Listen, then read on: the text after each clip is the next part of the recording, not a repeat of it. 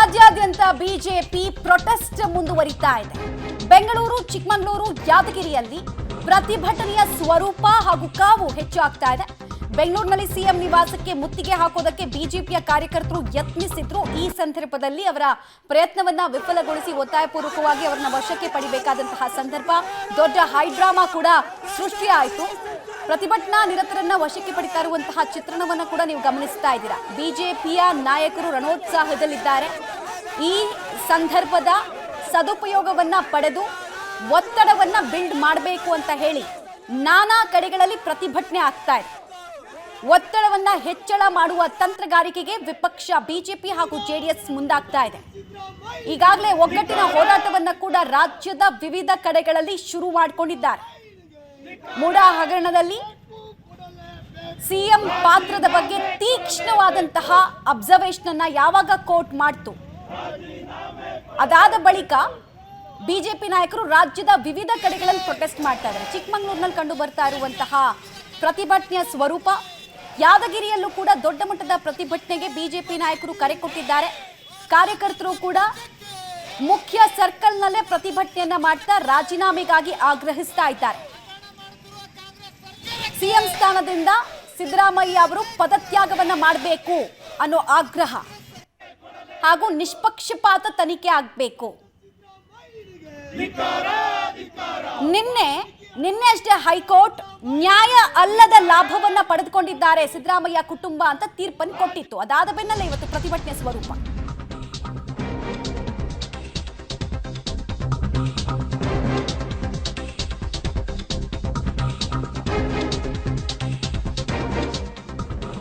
ನಾಳೆ ಕೂಡ ವಿಧಾನಸೌಧದ ಗಾಂಧಿ ಪ್ರತಿಮೆ ಎದುರು ಪ್ರತಿಭಟನೆ ಮಾಡೋದಕ್ಕೆ ದೋಸ್ತಿಗಳು ಮುಂದಾಗ್ತಾ ಇದ್ದಾರೆ. ಸಿಎಂ ಸಿದ್ದರಾಮಯ್ಯ ಅವರು ರಾಜೀನಾಮೆ ಕೊಡಲೇಬೇಕು ಅಂತ ಜಂಟಿ ಪ್ರತಿಭಟನೆಗೆ ಬಿಜೆಪಿ ಹಾಗೂ ಜೆಡಿಎಸ್ ನಾಯಕರು ಧುಮುಕ್ತಾ ಇದ್ದಾರೆ. ನಾಳೆ ಗಾಂಧಿ ಪ್ರತಿಮೆ ಎದುರು ನಮ್ಮ ಪ್ರೊಟೆಸ್ಟ್ ಅನ್ನ ದಾಖಲಿಸ್ತೀವಿ ಅಂತ ಹೇಳ್ತಾ ಇದ್ದಾರೆ. ಈಗ ಸಿದ್ದರಾಮಯ್ಯನವರು ಇಷ್ಟು ದಿನ ಒಂದೇ ಒಂದು ಕಪ್ಪು ಚುಕ್ಕೆ ಇಲ್ಲ ಅಂತಿದ್ರು. ಈಗ ಇನ್ನೊಬ್ಬರಿಗೆ ಹೋಲಿಕೆ ಮಾಡ್ತಾ ಇದ್ದಾರೆ. ಅವರು ರಾಜೀನಾಮೆ ಕೊಟ್ಟಿದ್ರಾ ಅಂತ ಹೇಳ್ತಿದ್ದಾರೆ. ಅಲ್ಲಿಗೆ ನಾನು ಪ್ರಾಮಾಣಿಕ ಅಲ್ಲ ಅಂತ ಅವರೇ ಒಪ್ಕೊಂಡಿದ್ದಾರೆ. ಗ್ಲೌಸ್ ಹಾಕಿ ಫಿಂಗರ್ ಪ್ರಿಂಟ್ ಬಿಡದಲ್ಲೇ ಕಳ್ತನ ಮಾಡಿದವರು ನನ್ನ ಚಾರೆ ಇಲ್ಲ, ಎಲ್ಲಿದೆ ನಂದಲ್ಲಿ ಚಾರೆ, ನಂದೆಲ್ಲಿದೆ ಫಿಂಗರ್ ಪ್ರಿಂಟ್ ಅಂತ ಹೇಳ್ತಾರೆ. ಅದು ಕಳ್ತನ ಆಗಿಲ್ವಾ? ಕಳ್ತನ ಆಗಿದೆ. ಕಳ್ತನ ಆಗಿರೋದು ಗೊತ್ತು. ಸರ್ಕಮ್ಟೆನ್ಸಸ್ ಎವಿಡೆನ್ಸು ಕಳ್ತನವನ್ನು ದೃಢೀಕರಿಸ್ತಾ ಇದೆ. ನಂದೆಲ್ಲಿದೆ ಫಿಂಗರ್ ಪ್ರಿಂಟು ಅಂತ ಕೇಳ್ತಾ ಇದ್ರು. ಈಗ ಅದನ್ನು ಬಿಟ್ಟಿದ್ದಾರೆ. ಈಗ ಅದಕ್ಕೆ ನಾನು ಸಿದ್ದರಾಮಯ್ಯನವ್ರಿಗೆ ಹೇಳಕ್ಕೆ ಬಯಸೋದು, ನಿಮ್ಮ ಬುದ್ಧಿವಂತಿಕೆ ಉತ್ತರವನ್ನು ನಾವೆಲ್ಲರೂ ಕೇಳಿದ್ದೇವೆ. ನಮಗೆ ಬೇಕಾಗಿರೋದು ರಾಜ್ಯದ ಜನರಿಗೆ ಪ್ರಾಮಾಣಿಕ ಉತ್ತರ. ಪ್ರಾಮಾಣಿಕ ಉತ್ತರವನ್ನು ನೀವು ಕೊಡ್ತಾ ಇಲ್ಲ. ನೀವು ನಿನ್ನೆಯ ಉಚ್ಚ ನ್ಯಾಯಾಲಯದ ತೀರ್ಪು ಸ್ಪಷ್ಟವಾಗಿ ಹೇಳಿದೆ. ಯಾವ ರೀತಿ ಭ್ರಷ್ಟಾಚಾರ ಆಗಿದೆ, ಯಾವ ರೀತಿ ಅಧಿಕಾರದ ದುರುಪಯೋಗ ಆಗಿದೆ, ಮೇಲ್ನೋಟಕ್ಕೆ ಇದು ತನಿಖೆ ಆಗಬೇಕಾಗಿದೆ ಅನ್ನುವ ಅಂಶವನ್ನು ರಾಜ್ಯದ ಉಚ್ಚ ನ್ಯಾಯಾಲಯ ಹೇಳಿದ್ರೂ ಸಹ ಇವೆಲ್ಲವೂ ಕೂಡ ಆರೋಪಗಳು ರಾಜಕೀಯ ಪ್ರೇರಿತ ಅಂತಕ್ಕಂಥ ಬಿಂಬಿಸ್ತಕ್ಕಂಥ ಕೆಲಸ ತಾವು ಮಾಡಿದ್ದೀರಿ. ನಾನು ಈಗಲೂ ಹೇಳ್ತೇನೆ, ನ್ಯಾಯಾಲಯದ ತೀರ್ಪನ್ನು ಗೌರವಿಸಬೇಕು. ರಾಜ್ಯದ ಜನರ ಅಭಿಪ್ರಾಯಕ್ಕೆ ನೀವು ಮನ್ನಣೆಯನ್ನು ನೀಡಬೇಕು. ಇವತ್ತೇನು ಅನ್ಯಾಯ ಆಗಿದೆ, ಬಡವರಿಗೆ ಮೀಸಲಿಟ್ಟಿರ್ತಕ್ಕಂಥ ನಿವೇಶನಗಳು ತಮ್ಮ ಕುಟುಂಬಕ್ಕೆ ಬಂದಿರತಕ್ಕಂಥದ್ದು ಖಂಡಿತ ಇದು ಕಾನೂನಿನ ಪ್ರಕಾರ ಆಗಿಲ್ಲ, ಅಕ್ರಮ ನಡೆದಿದೆ.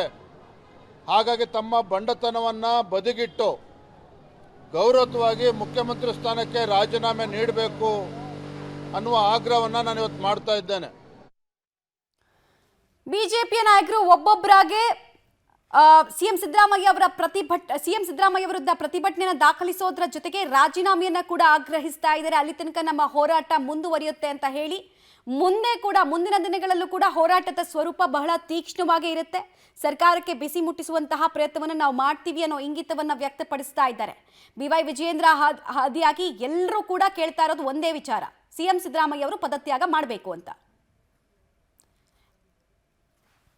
ಗೌರವಾನ್ವಿತ ಮುಖ್ಯಮಂತ್ರಿಗಳು ಸಿದ್ದರಾಮಯ್ಯನವರು 5 ದಶಕಗಳ ಕಾಲ ಈ ರಾಜ್ಯದಲ್ಲಿ ರಾಜಕಾರಣ ಮಾಡೋದ್ರ ಮುಖಾಂತರ ಅವರು ತಮ್ಮ ಹೋರಾಟದ ಮೂಲಕ ಯಾವ್ಯಾವ ರೀತಿಯಲ್ಲಿ ಈ ರೀತಿಯ ತನಿಖೆಗೆ ಕೋರ್ಟ್ಗಳ ಆದೇಶ ಕೊಟ್ಟಾಗ ಅವುಗಳ ಕಡೆಗೆ ಸೆಡ್ ಹೊಡೆದು ರಾಜೀನಾಮೆಗೆ ತೆಗೆದುಕೊಳ್ಳಲು ಯಶಸ್ವಿಯಾಗಿದ್ದಾರೆ ಹಿಂದಿನ ದಿನಮಾನಗಳಲ್ಲಿ. ಆದರೆ ಇವತ್ತಿನ ಸಂದರ್ಭದಲ್ಲಿ ಸನ್ಮಾನ್ಯ ಸಿದ್ದರಾಮಯ್ಯನವರು ಒಂದು ಕಣ್ಣಿಗೆ ಸುಣ್ಣ ಒಂದು ಕಣ್ಣಿಗೆ ಬೆಣ್ಣೆ ಅನ್ನುವಂಥದ್ರಲ್ಲಿ ಅವರು ರಾಜಕಾರಣವನ್ನು ಮಾಡ್ತಾ ಇದ್ದಾರೆ. ಈಗಾಗಲೇ ಅವ್ರ ಮಂತ್ರಿಮಂಡಲದ ಸಚಿವರನ್ನು ತನಿಖೆ ಆರೋಪ ಪಟ್ಟಿ ಬರೋದಕ್ಕಿಂತ ಪೂರ್ವದಲ್ಲೇ ತನಿಖೆ ಆಧಾರ ಲಿಸ್ಟ್ ಬರೋದಕ್ಕಿಂತ ಮೊದಲೇ ರಾಜೀನಾಮೆಯನ್ನು ತೆಗೆದುಕೊಂಡಿದ್ದಾರೆ. ಹಿಂದೆ ಈಶ್ವರಪ್ಪನವರು ರಾಜೀನಾಮೆ ಕೊಟ್ಟಿರುವಂಥದ್ದು ಇರ್ಬೋದು. ಈ ರೀತಿಯ ಹಲವಾರು ಸಚಿವರು ರಾಜೀನಾಮೆ ಕೊಟ್ಟಿರುವಂಥದ್ದು ಮತ್ತು ರಾಜೀನಾಮೆ ತೆಗೆದುಕೊಂಡರಲ್ಲಿ ಮೂಲ ಮುಖ್ಯಸ್ಥರಾಗಿ ಹೋರಾಟ ಮಾಡುವಂಥವ್ರು ಸಿದ್ದರಾಮಯ್ಯನವರು. ಅವರು ಇವತ್ತು ಅವ್ರ ಮೇಲೆ ಒಂದು ತನಿಖೆ ಆಗಬೇಕು ಅನ್ನುವಂಥ ರಾಜ್ಯಪಾಲರ ಒಂದು ನಿರ್ದೇಶನವನ್ನು ಹೈಕೋರ್ಟ್ ಎತ್ತಿ ಹಿಡಿದಿರುವಂಥ ಹಿನ್ನೆಲೆಯಲ್ಲಿ ಅವರು ರಾಜೀನಾಮೆ. ಇಡೀ ಪರಿಸ್ಥಿತಿಯ ಸಂಪೂರ್ಣ ಲಾಭವನ್ನು ಪಡೆದುಕೊಳ್ಳೋದಕ್ಕೆ ಬಿಜೆಪಿ ನಾಯಕರು ಮುಂದೆ ಬಂದಿರೋದನ್ನ ಗಮನಿಸ್ತಾ ಇದ್ದೀರಾ. ಮುರುಗೇಶ್ ನಿರಾಣಿ ಆದಿಯಾಗಿ ಪ್ರತಿಯೊಬ್ಬರು ಕೂಡ ಸಿಎಂ ರಾಜೀನಾಮೆಯನ್ನ ಬಯಸ್ತಾ ಇದ್ದಾರೆ.